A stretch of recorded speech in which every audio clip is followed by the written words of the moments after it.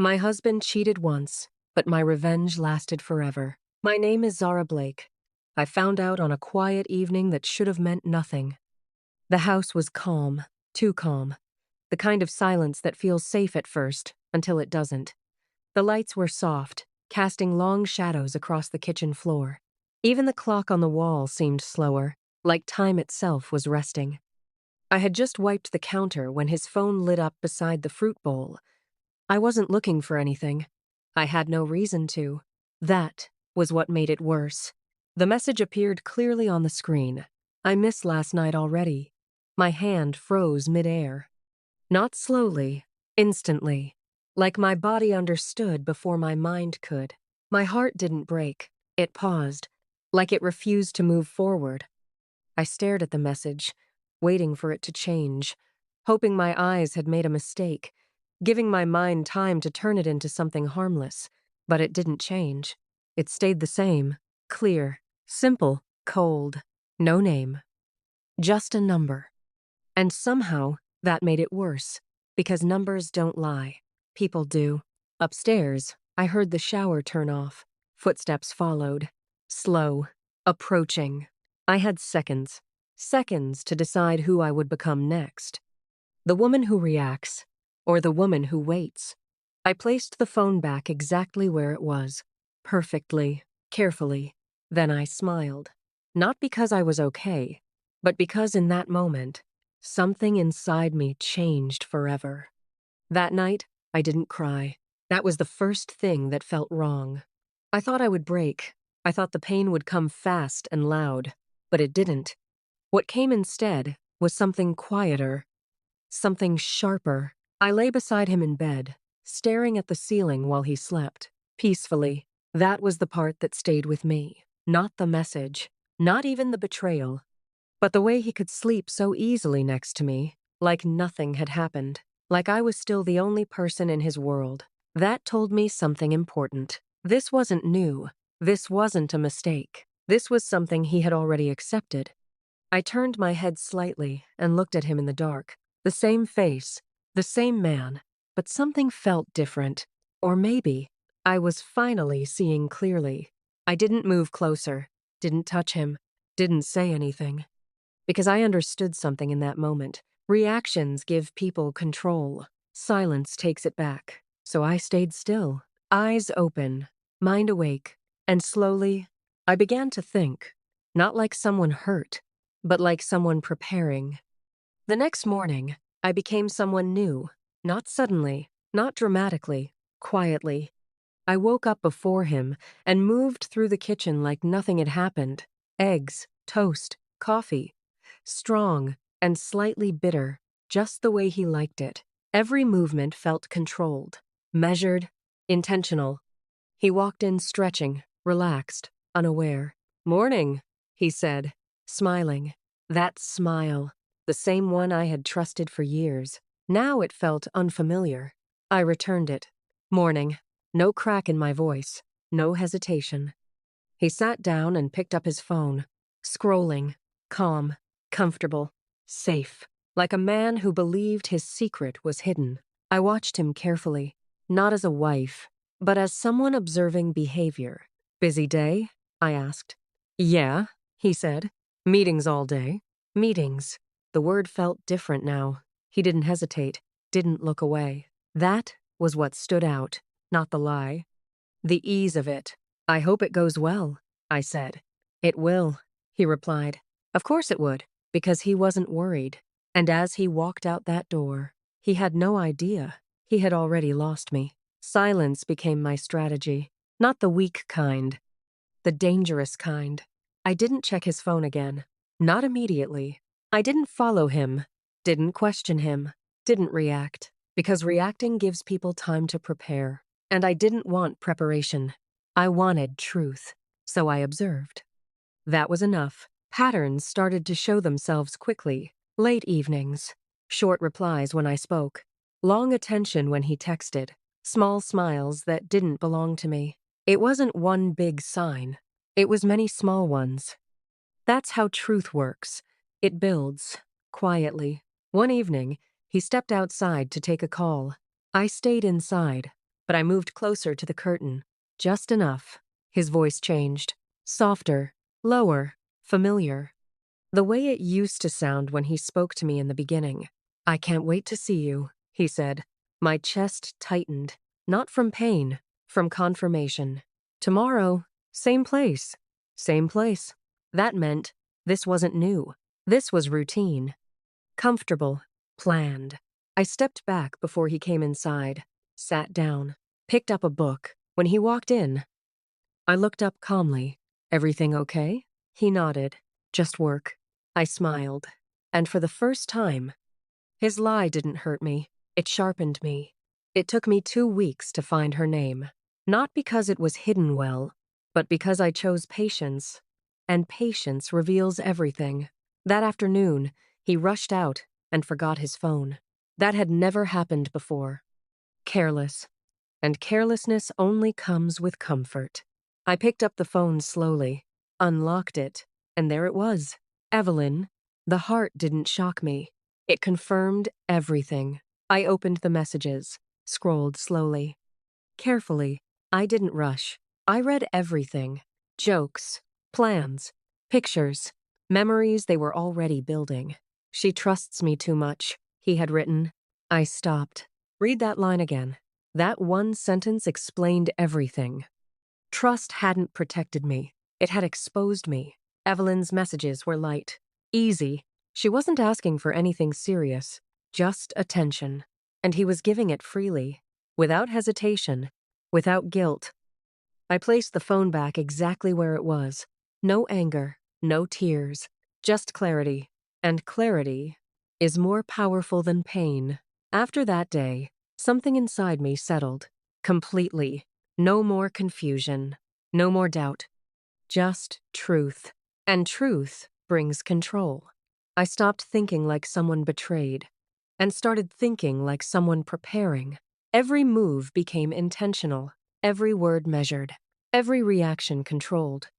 That night, he came home late again. "I'm exhausted," he said, dropping his bag. I nodded.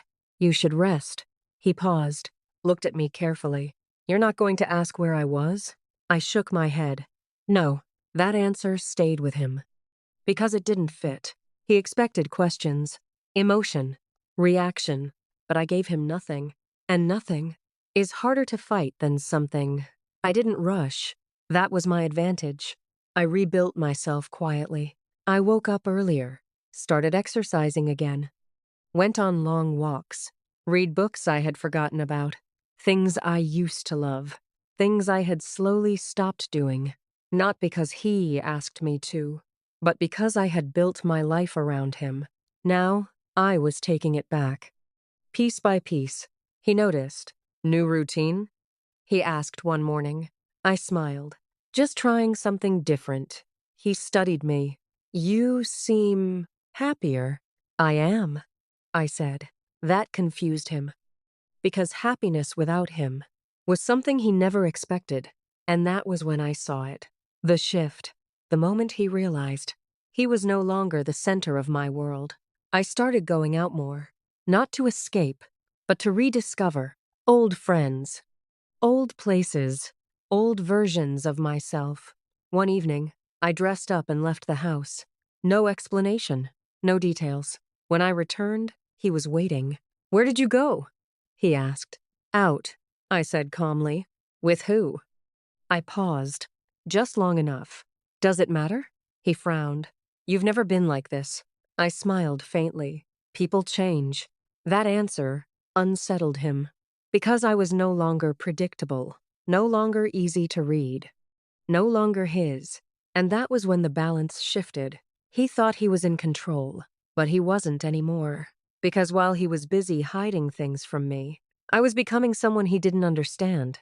And that was only the beginning. I studied Evelyn more. Not with jealousy, with distance. That made the difference. She was easy to find online. Bright photos, confident smiles, a life that looked simple, almost effortless. The kind of person who didn't carry weight, the kind of person people escape to. But I wasn't looking at her the way others would.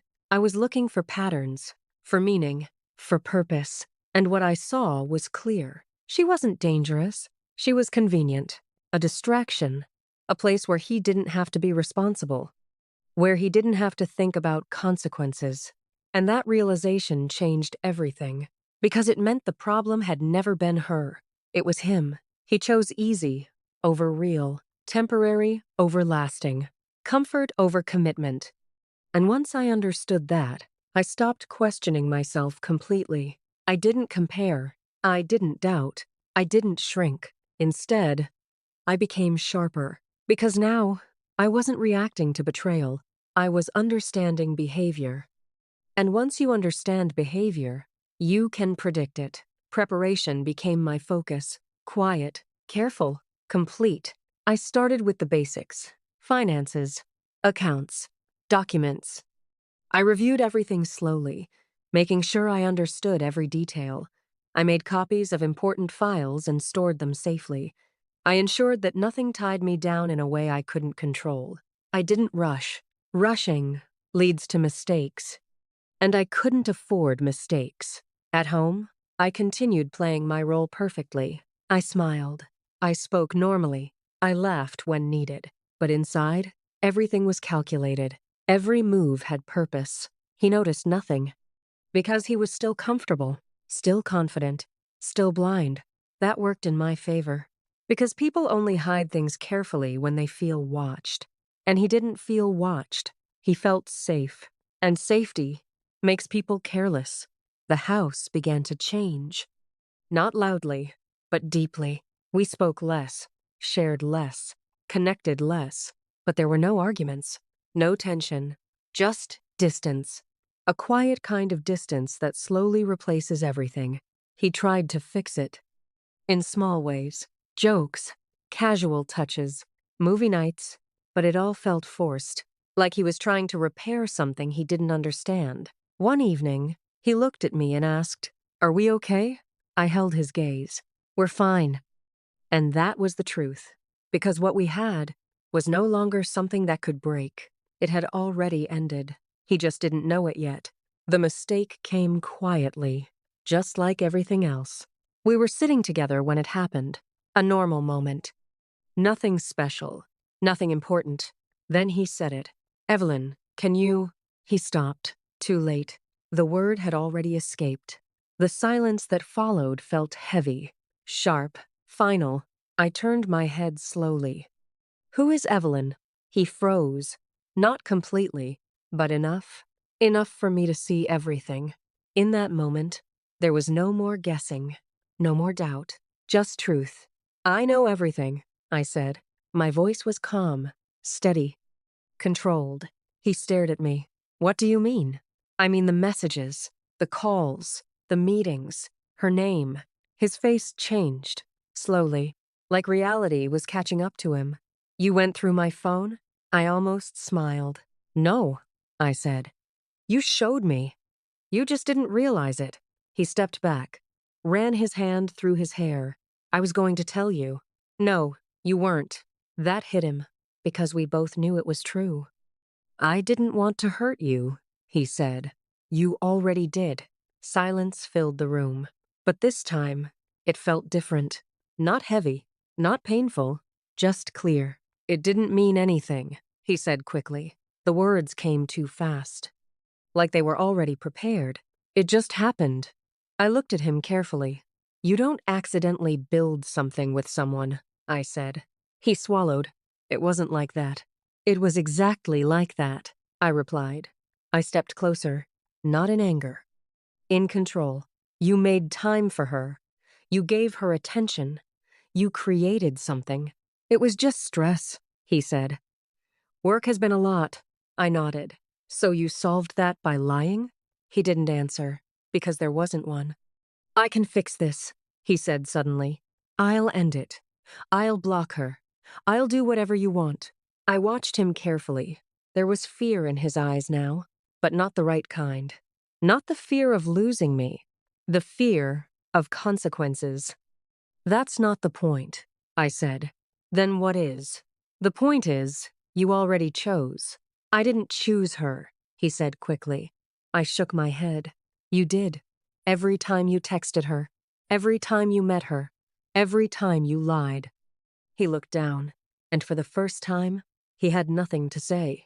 I don't hate you, I said, after a long silence. He looked up immediately. Hope, fast, desperate. Then we can fix this, he said. I shook my head. That's not what I said. The hope faded. Slowly. I don't hate you, I repeated. But I'm done. The words were simple, but final. You're just gonna walk away? He asked. I already have, I replied. That confused him. What do you mean? I left the moment I saw that message, I said.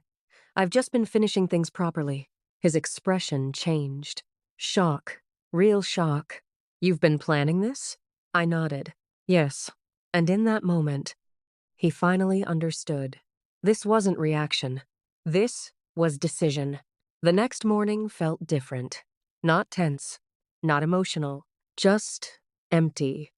Like something important had already ended, and the house was still adjusting to the silence it left behind. He stood in the kitchen longer than usual, not doing anything, just standing there, watching me.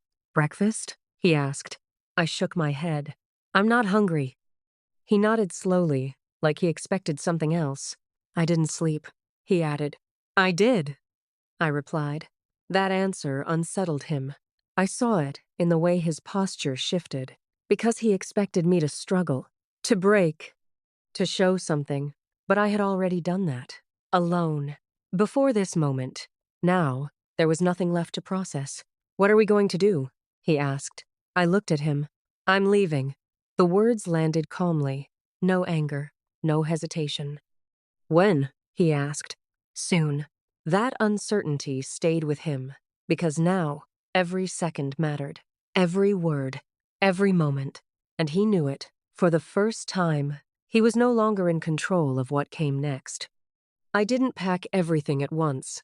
I took my time, not because I was unsure, but because I was deliberate. One drawer, one shelf, one memory at a time. Each item I picked up carried something with it. A moment, a feeling, a version of us that no longer existed. But none of it held me back, because I had already let go. Before I ever touched a suitcase, he watched me often, from the doorway, from across the room, from places where he thought I wouldn't notice. Do you really have to go? He asked one evening. I folded a shirt carefully before answering. Yes, we can try again. I paused, then looked at him. You're trying because you got caught, I said. That's not fair, he replied. It's the truth. He went quiet, and that silence said everything he couldn't. As I packed, I made sure everything else was in order. Documents, accounts, personal records. I checked everything twice, not out of fear, but out of control. Nothing would be left unfinished. Nothing would be left unclear. He noticed. You've really thought about this, he said. Yes. How long? Since the beginning. He shook his head slowly. I didn't think you were capable of this. I looked at him. Of what? Being this calm. I gave a small smile. It's not calm, I said. It's clarity. And that was the difference. Because calm can be temporary, but clarity is permanent. The day I left came quietly. No argument. No final scene. Just movement. My bags were by the door. Everything I needed. Nothing I didn't. He stood a few steps away, watching, trying to understand something that no longer belonged to him. You're really going, he said. Yes.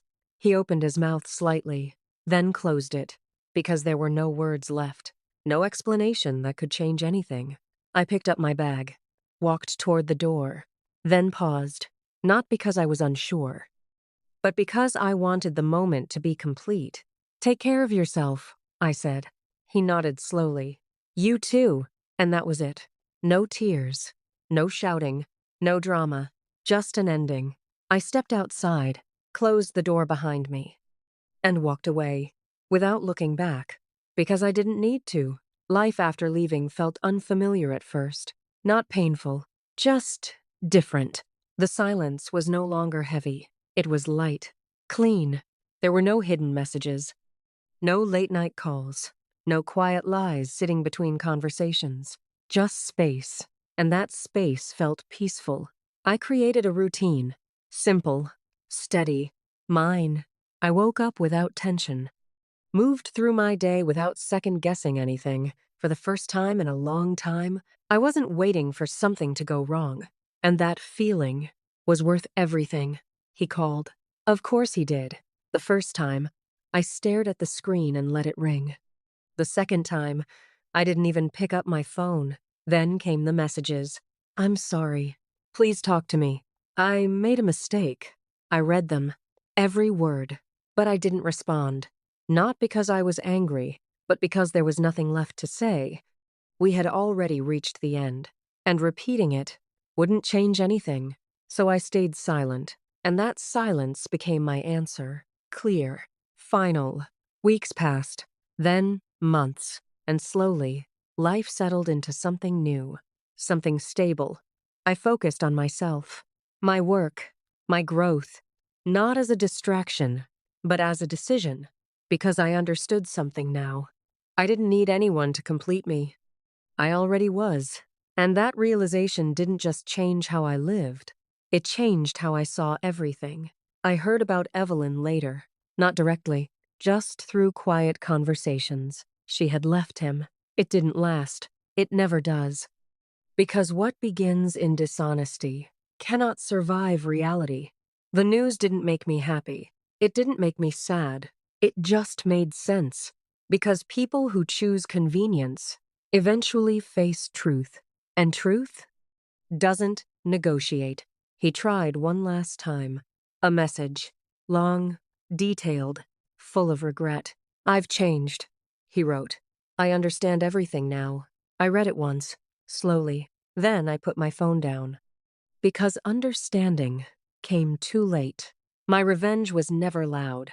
It wasn't about exposing him, or hurting him, or proving anything. It was quiet, careful, complete. I didn't destroy his life. I simply removed myself from it, and that was enough. Because the truth is, he didn't lose me the day I left. He lost me the moment he chose someone else. And I didn't need to fight after that. I just had to walk away and never look back. Because the best revenge is peace, and that lasted forever. There are moments in life that don't look important at first. Moments that feel small, quiet, almost invisible. But sometimes, those are the moments that change everything. For me, it started on a normal evening. Nothing special, nothing unusual. The house was calm, the kind of calm that makes you feel safe. The lights were soft, and everything felt still. I remember standing in the kitchen, doing something simple, something I had done 100 times before. And then, his phone lit up. I wasn't trying to see anything. I wasn't looking for a problem. I trusted him, completely. But the message appeared clearly on the screen. I missed last night already. That was it. One sentence. Simple. Short.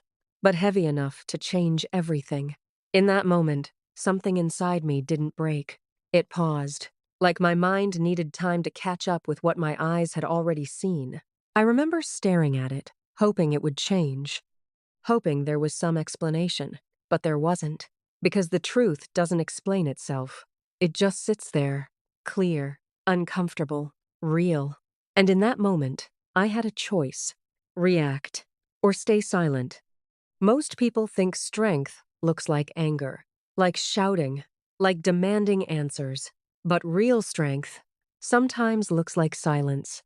So I chose silence, not because I was weak, but because I wanted to understand. That night, I didn't sleep.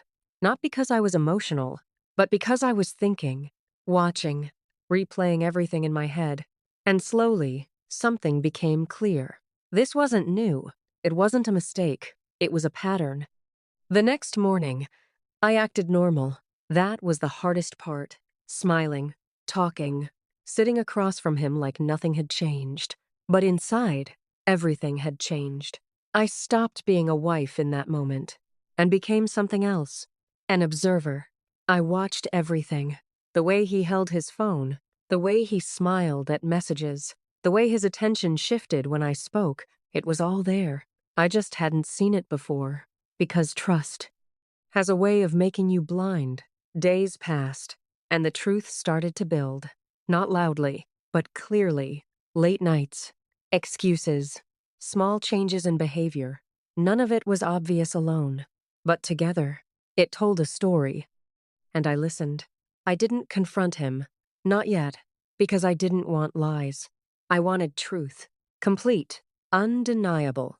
And truth takes patience. Eventually, I found her name. Evelyn. Just a name on a screen. But it carried more weight than anything else in that moment. I read their messages. Not quickly. Not emotionally. Carefully, like I was studying something. And what I found wasn't just betrayal. It was comfort. Familiarity. Something that had been growing over time. That was when I understood something important. This didn't start when I saw that message. It started long before. I had just arrived at the end of it. And instead of breaking, I evolumped. I stopped reacting. Started preparing. I rebuilt myself, quietly. I focused on my life, my routine, my mind. I created distance without announcing it, and that confused him. Because people notice when something changes, but they don't always understand why. He started asking questions. Not big ones, small ones, careful ones, but I didn't give him answers. Because answers give people control, and I wasn't giving that away anymore. Then, one day, he made a mistake. He said her name, out loud, without thinking, and in that moment, everything came together. I didn't shout. I didn't argue. I just told him the truth. I know everything. And the silence that followed was louder than any argument could have been. He tried to explain. Of course he did. Said it didn't mean anything. Said it just happened. But I had already seen too much. He wasn't explaining the truth. He was trying to reduce it, and I didn't need that. Because I already had clarity. That's the thing about clarity. Once you have it, you can't go back to confusion. He asked if we could fix it, if we could try again. But the truth is, there was nothing left to fix, because what we had already ended. Not in that moment, not in that conversation, but the moment he chose someone else. So I told him, I'm done. Not loudly, not emotionally, just clearly. And that was enough. Leaving wasn't dramatic. It wasn't painful. It was quiet, controlled, intentional, because I had already done the hard part, alone, before he even knew. And when I walked away, I didn't feel broken. I felt free. That's something people don't talk about enough. Freedom after truth. The kind that comes when you stop holding on to something that no longer exists. He tried to come back. Apologies, messages, regret. But timing matters. And he was too late. Because understanding something after you lose it doesn't bring it back. It just explains why it's gone.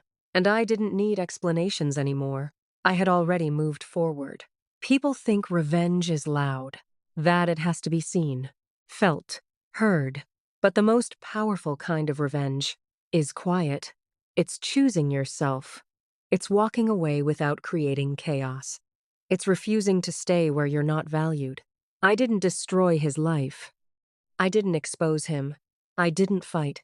I simply removed myself. And that was enough.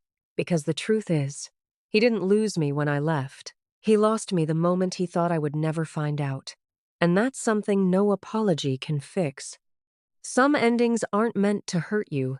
They're meant to wake you up, to show you something you couldn't see before, to push you towards something better. And when you finally understand that, you stop looking at it as loss and start seeing it as freedom.